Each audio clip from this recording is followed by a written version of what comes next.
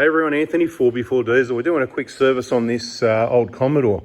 What's the handbrake stuck on or something? Couple of things I want to tell you about actually. How awesome is this hoist? And don't forget, if you're in the market for a hoist, Joel's Garage Gear said they're going to give us a discount. So just if you want a hoist, contact Andrew if you're in Victoria. They've also got an outlet or factory storage, whatever, delivery from Brisbane as well. I don't know too much about it. It's not my business, but what I can tell you is value for money hoist, awesome customer service. And I said, hey, how about a discount? And he said, mate, if people come in and say Anthony or 4x4 Diesel, anything like that, contact Andrew. He'll know what's going on. Probably the others will too, but just insist. And they've of course got all the other garage gear as well. We've got the trolley jack over there. That's pretty cool. Nice low profile, value for money, just trying to support smaller Australian businesses and stuff like that rather than all the big corporates. Now, this Commodore, this was actually the father-in-law's car. So I did service it actually from, I don't know how many Ks, probably 60 or 80,000 Ks, it'll be in the book, all the way through to over 200,000 kilometres. So it's definitely had a pretty good service history up until that time, but it's done over 300,000 now. And I think you can't read the, the odometer problem on these. What is this again? A V what? I forget what it is. It's a VX still, right? It's a VX. It's February 01 VX Commodore. It'll take a Z154 oil filter. We're going to do an oil change. Once again, like Fords, Holdens, and a lot of other makes and models, the things you're allowed to touch are yellow. So your washer bottle's yellow. You can check that. You can check your engine oil level, and you can check your coolant level. That's like a dipstick as well there. Yep, believe it or not, I don't just know about diesels. I did work on a lot of other vehicles as well before we started specialising in just Toyotas and just diesels, and specifically that 1KD FTV. So we're going to go through a whole heap of general information on this vehicle, helping people understand automotive and services and requirements and all the common problems perhaps with the older cars, because we've got a 22-year-old vehicle here. It drives awesome. We're going to get it up on the hoist. We're going to have a look around underneath it. We're going to do an oil change. What else are we going to do? We'll do that for now. We'll do one thing at a time. So we'll get it up. I'll have a bit. Are you ready to put it up yet? No, we're still working. You keep doing that and I'll just keep yakking for a minute. So what do we got to check here? So this is old school. We got coil packs. Okay, so you got 3 coils that do. You can see the cylinder numbers, right? And to be quite honest, the old 6-cylinder, Fords and Holden inline 15362 firing orders. Mate, I don't even remember all this stuff. So yeah, bada bing. I'd have to actually follow the lead to work out which is 1, 2, 3, 4, 5 because it's been that long. It's been probably over 10 years since I worked on one of these. But we're going to do things like, I would have changed these ignition leads so everyone will see, yeah, they're probably not, they might not be genuine. They wouldn't be original. They could be genuine. I used to use, Holden genuine parts as well, but also Repco had some good brands back then, good quality leads. So I'm going to put my money on, I've replaced these leads, so I'm not going to be too worried about that. We'll pull a spark plug out and have a look at the condition of one of those. They're not too bad to get to. You can see them down there. See a little bit of oil leak at the valve cover there. That's what's going to happen as the gaskets get old and deteriorate, particularly on a petrol engine. If you're confident, you want to hit the up button if you like and just bring it up and then just double check it. Oh, it doesn't reach, yeah. I parked it at the wrong spot, did I? That's right. They'll extend out though, yeah? You can slide the arms out, yeah? Well, they're too long on that side basically. Oh, you can't push them in far enough at that side, really? Nah, come on. It's got to be more universal than that. Really? Oh yeah, okay. So what we'll need to do though, okay, because you're new at hoist, so come around this side. What we'll need to do, and this is for everybody else as well, with these Joel's Garage hoist that you can get a discount on. What we need to do, we need to screw, see those pads there? We need to screw those up. Make sure the little things will be locked in so they screw up. Yeah. So that, because otherwise if we go up now, see the blue part of the arm of the hoist is actually going to hit the plastic trim. So we need to screw those up, maybe as far as they go, or at least until you can see enough there that it's in the right spot. But the other thing as well, let's bring the car further forward. That would be part of the problem as well. So just come back here again for a sec. As much as you can do this with this hoist, just come back with me a minute, see the vehicle. We want to balance it and get it half in front and half behind, have a balanced approach. So the engine's a bit heavier than the back, but let's get the car further forward. So there you go, everybody's getting a bit of a lesson of how to put a car on the horse, right? So I was just watching the factory points, what I thought was the factory points under there. Once it's up, I'll actually show everybody as well. But so can you see the like factory jacking points? Yeah. So is that where that one is? Is that far back? I thought it was further back, really. So the other thing you can do as well, you can extend them out and go to the chassis, the mono the chassis there. You know, it's not got a chassis like the four-wheel drives we work on, but it's, you know, you'll see. Right, it's been over 10 years probably since I put one on a horse, so maybe I'll put the camera down and come and have a look as well. Yeah, let's do that. So we've got one side set up, something a bit different. We'll show you once we get the car up there. It'll be easy to show you. This one, as far as I know, it had a new alternator. So alternators and starter motors, same old thing on all cars. And I'm trying to remember, where's the bloody? See, nice and shiny. So it's hardly done any work. I think it's been replaced. Hasn't even been driven. It looks like they put a new belt on it. So typically on these you can get power steering oil leaks. So you've got your power steering pump, your steering rack are the two main things that leak. There could be some leaks at the valve covers we've already talked about. The rear main seals leak a bit on these, and you just change that whole plate on the back of the block. You get the genuine.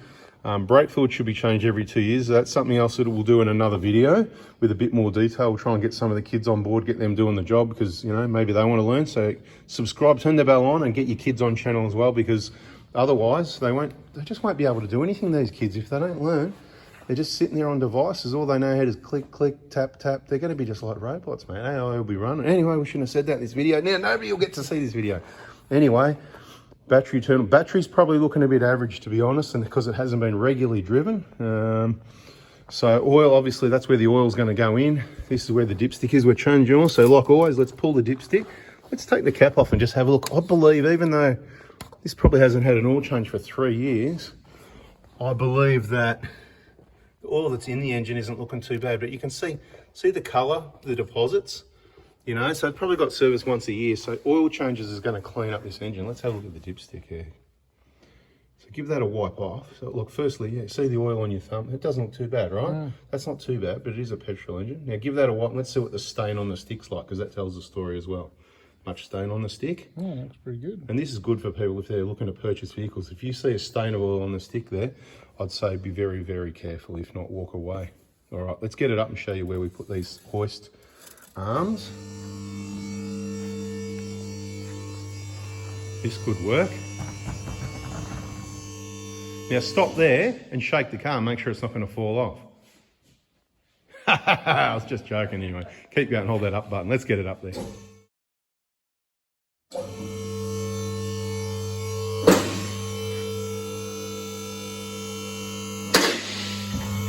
That's it. Well, we didn't hit a limit switch, but that's the limit of the hoist. Now, you can use it like that. It's got automatic safety, obviously. You know, what goes on here with this, but what I like to do is take the hydraulic pressure off the hoist and know that it's sitting on the safety. So do you want to just let the hoist down slowly? And see, you saw it hit the stops at both sides. So we know we're 100% on the safety locks and there's no hydraulic pressure happening. Now, let's have a look where we've put these. It's all coming back to me now. This is what I used to do, because these, the standard jacking points, you can use them. I've used these before, but they're too far forward because your hoist has normally got the long post at the back. So bang, strong suspension component. That's what we use there at the back. At the front here, not too bad. A little bit on the edge of the trim, no big deal. You can also go in here. This is what I'm saying about the chassis. You can reach into here if you like, but you haven't got that. That doesn't go all the way. It only goes to here. So you can go, if you want a maximum strength and you don't trust these, some people, older cars, they can be rusty and stuff. The old Falcons, XEs, XFs and that sort of thing were really bad, where the front, that they bent in and they bent out actually. So it wasn't so good. This is obviously fine, no issue. That's why we're doing it and we're under it, but you can go all the way into here. But yeah, I recommend using that. So let's, now that we've got all those in the right spot under there, look at that, beautiful. Happy days. See, I missed the plastic here on my side, see? Yeah, okay, now let's, like I said, we talked about there's going to be problems with this car. Holdens and Fords, mate, you know. Ford, what is Ford? I think mechanically they're better, but fix or repair daily. Yeah. Found on rubbish dump, yeah. First on race day, all that sort of thing, you know. Holden, well, let's not go there, because the Holden lovers, they get upset because they're just not as reliable. They need more work and they might look better, so I'll give you that. So I think people that choose Holdens, I'm just speaking my opinion, you're totally wrong, keeping you entertained, hopefully everyone else, but people that choose Holdens, they choose them because they look better. Oh yeah, it looks good. So they're different people. They don't look at the mechanical side of it. People who choose Fords, well, I think, can I say they're a bit smarter? I'm going to get in trouble here, you know. Anyway, they're a bit different, okay? That's it, a Holden lover? Yeah. Well, there you go, mate. Anyway, let's stop talking, right? But now you got Toyotas, so you're okay. That's So it's it. the Toyota Nissan thing as well, right? Okay. So have a look at this, right? So we're going to get some, the kids are going to love this. They can change some rack boots, okay? So we've got a little bit of split racks there. Before we have some big problems with the rack could be leaking as well.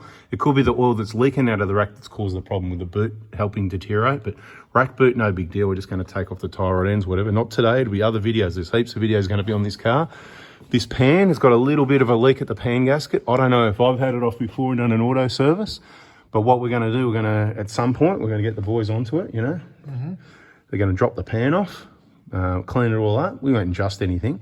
We'll just put the pan back on and fill that with oil, just so we've done pan gaskets and stuff like that. Now, like I said, it'll probably have a rear main leak. It looks like, if someone's got caught up, you know what my mother-in-law used to do. She told me, right? Don't tell her husband, right? But she goes, because we used to take her to full drive, right? They live in Greendale, plenty of bush there. She used to take this. She goes, I'd take her up tracks, and she'd go, I came up this far in the Commodore. She goes, don't tell her, you know what I mean? Anyway, that could be getting caught up on a rock where she sort of backed up a bit, went a little bit too far. No damage on the pan, no Coolant underbody protection needed. Is this a Holden genuine? Actually, that could be. I could have even replaced these boots at some stage, and I could have put those clips on. Yeah. No, just joking. You never know, mate. To be honest, I can't remember. To be honest, I think they might be. Really? They could be original. Looks like something you get from Bunnings from the it does, irrigation. Yeah, that's what it is. Exactly right. Looks like that, doesn't it? So as far as the rear main goes, that's not bad at all. If it's leaking, I wouldn't touch it because I don't think it is leaking, to be honest. And there's a lot of mess up here.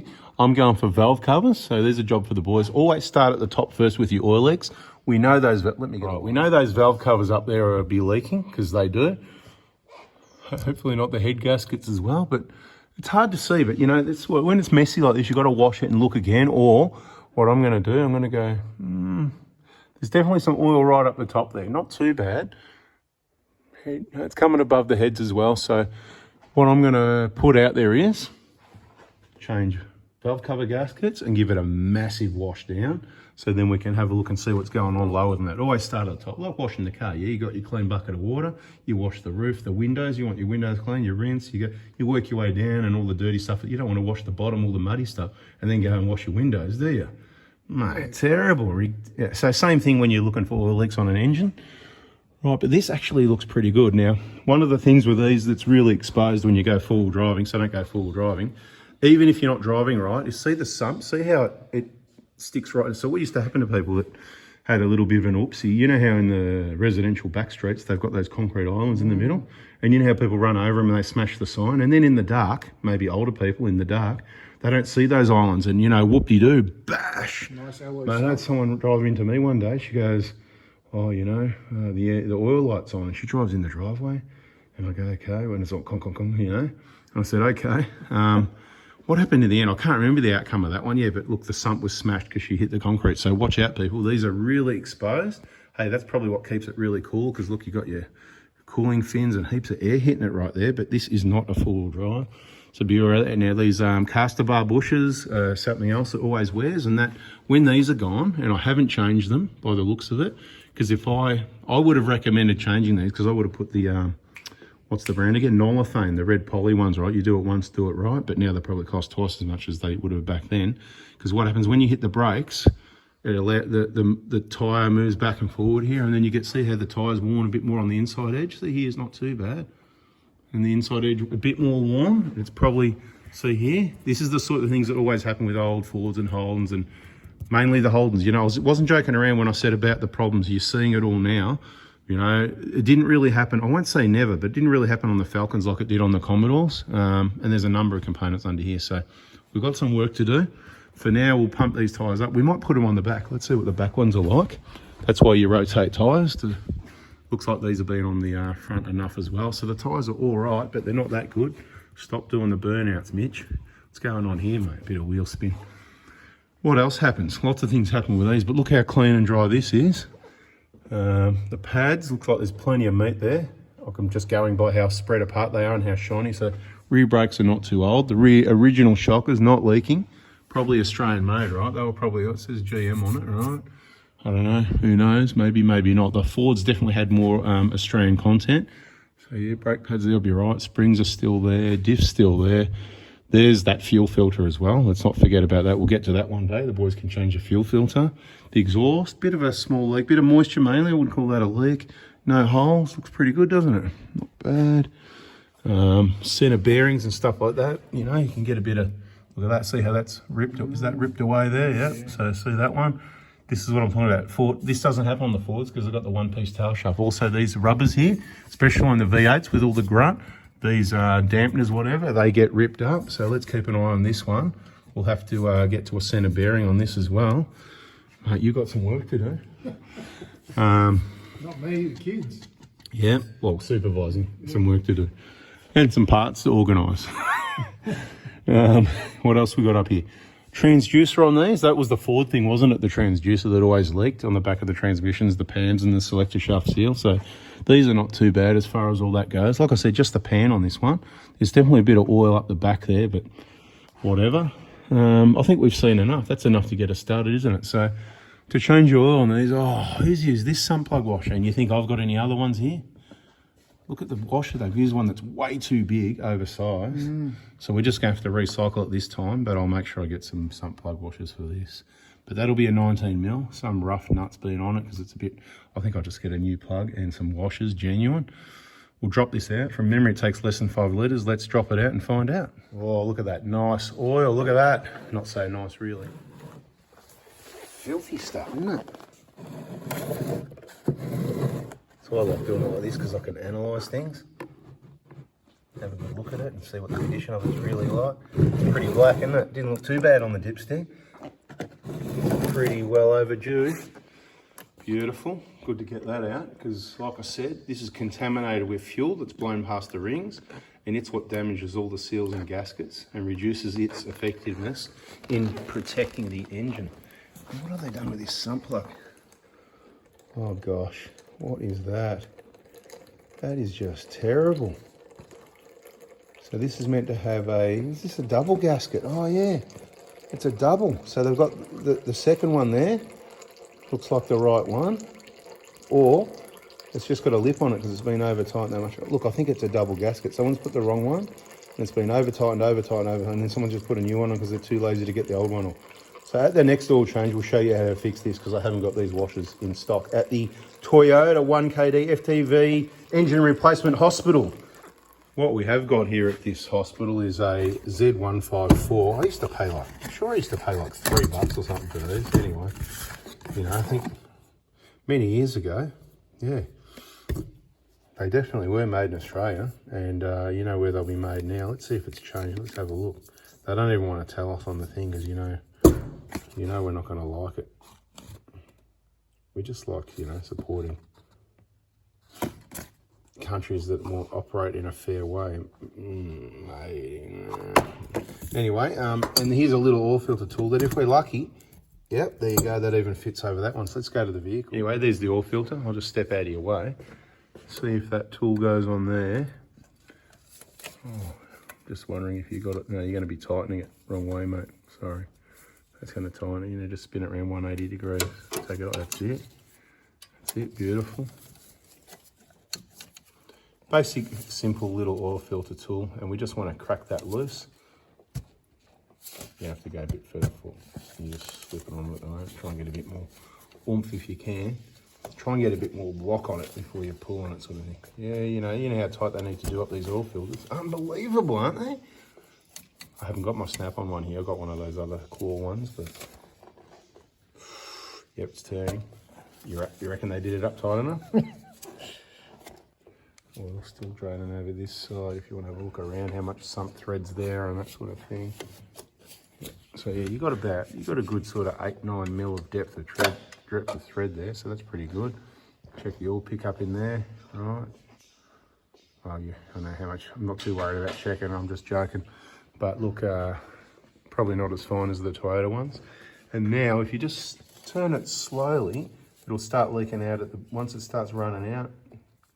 That's it. Just see where it dripping into our drain tray. So if that's the case, just turn it slowly.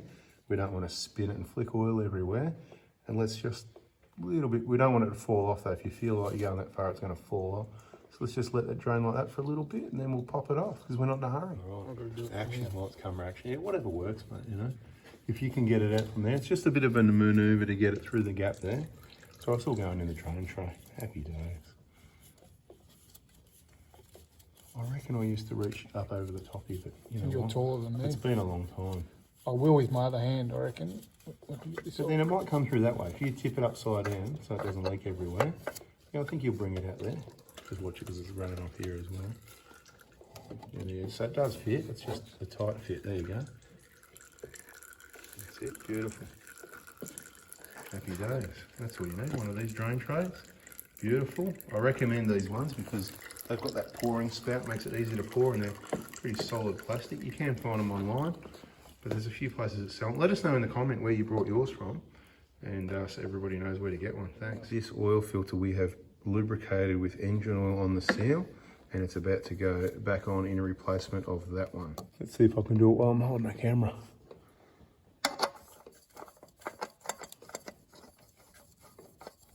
Can't even get it straight to get it started. Wrong oil filter, Anthony. Bad memory, it wasn't a Z154 Alpha. Of course it is. I think it's easy actually when you do put your hand here because you're a little bit less, you know. And basically, how tight does it need to be? Get that tool out and reef the hell out of it. No, I'll let you do it. Basically, get your left hand or whichever one you're comfortable with and do as tight as you can by hand. Basically, that's already made contact. It's not going to come loose. It's not going to leak, but just crank it pretty much tight as you can by hand without pulling a muscle. And that's it. Happy days. And what we'll do, we'll just get a rag and give that a bit of a wipe underneath there, any of that, because we don't want oil leak mess. Any suspicions of oil leaks? No, no, no. Okay, so some plugs back in, oil filters back on. That's all we're doing underneath here today. Let's just have a look. I'll show you the access. We might do a coolant flush, because I don't mind doing it more than once we have to, because it's an old car. Stick your head around here and have a look, because you love doing this. Bang, bang, hose clamp off, bottom hose off. Right, then we dump it all, of course, into the drain tray. We're not changing a radiator, but as you can see, there's no drain plug anywhere. The drain plug is that. And the good part about not having a drain plug and having that right at the bottom, any old sediment, everything from in the engine, you know, anything, hopefully not, you know, it's not too bad. I've done a few coolant changes on it, but it doesn't sound like it's been done in the last 5 or 10 years. But anyway, bang, it'll just comes gushing out and you get rid of it all, which is good. So yeah, this all should do. It's just something that we got here. How many litres do you reckon it takes? I think it's under 5 litres. Into the books, mate, that's the way. Beautiful. Specifications, engine type. 3800 V6 supercharged in the middle. No, it's not that actually, it's this one on the left here. Optimum fuel economy, use 1030. Well, we're using 1040. It's a bit more worn. What happens if you use 1030 in these engines? They burn oil. It'll come back for the next service, and where's half the oil gone? So yeah, just be aware of that. If it's unavailable, see it's even got 1540 and 2050 there. Right, so sometimes you've got to go up to 2050, but we're going to use the 1040 for this one. 4.8 litres, so memory's not too bad, just under 5 litres. Even the V8, only 5 litres. Let's have a look. Power, 152 kilowatts at 5,200 RPM, 305 Newton meters. So people talk about the little diesel Prado engine. I talked about it in a video the other day. Oh, you know, it's a small engine, it's undersized, but how much power is it making, right? So we're making 410 Newton meters out of that little 4-cylinder diesel. That's 25% more torque, round figures. Power's a bit less, but you know what I mean? This car, this probably weighs, what does this weigh? It'll say it on the old Rego label. Let me see, Rego label, 1900, right? So 1900, what's a Prado weigh? Prado weighs heaps more than that. So like, you know, it's heavier. Anyway, whatever. So weight to power ratio, Prado's not too bad, the 1KD. All right, now, coolant spec, 50% water, 50% coolant, conforming to Holden spec. So I'll have to get some of that. Transfer, Dextron 3, of course, 12 litres in the coolant capacity, but that doesn't always all come out. Auto trans, 4.8, and refer to your Holden dealer for manual trans fluid, heavy duty brake fluid, okay. Anyway, there's some specs. We're gonna put the oil in this engine. Let's be careful not to lean on this. I know people think it's funny, but it could be an old radiator. I don't know if I changed it or not. We worked out that I serviced it up. I did a service at 243,000 Ks. So I don't know when that was, but Looks like the whole radiator's moving there. But these hoses, see all the weight of coolant in the hose? Quite heavy. So yeah, something to be considerate of. I haven't used this funnel for oil before. It'll be interesting to see if it works. Oh, it's still sealed, mate. Look at that. The genuine real Castrol. It's going to be a very slow process using this funnel. Okay. 5 minutes. It's going to take longer to put in than what it took to drain out. So the engine's going to be a little bit over full till we run the engine and the oil goes into the oil filter down there. Remember, we changed that. So let's start it up and let's have a listen to it, see what it sounds like with no oil in the oil filter. Maybe chuck it in park as well first, actually, because I got it in neutral from pushing the car around. Probably a good idea. And then fire it up when you're ready. See how it's pushed forward a little bit? Yeah, so in neutral, that's what these cars do. Fords, whatever, you know, all the typical cars. You get a little bit of, it's not going to take off on you, but you get a little bit of push. So, you know, it's not going to end up in the wall unless it gets knocked into drive or something. So it's always a good idea to put it in park. Look at that. It's just humming. I'm sure it loves that oil, yeah? Anyway, that's a video. Bada bing, bada boom. Subscribe, turn the bell on if you want to learn more about other vehicles, other engines, other repairs, because we're going to take care of all that soon, and hopefully we've got time to make a video. Make it worthwhile by smashing that like button. If you like this one, we'll do some more, but if we don't get enough, then we probably might not bother, because that's what we look at. How much did you like it? Catch you on the next video, people. See ya.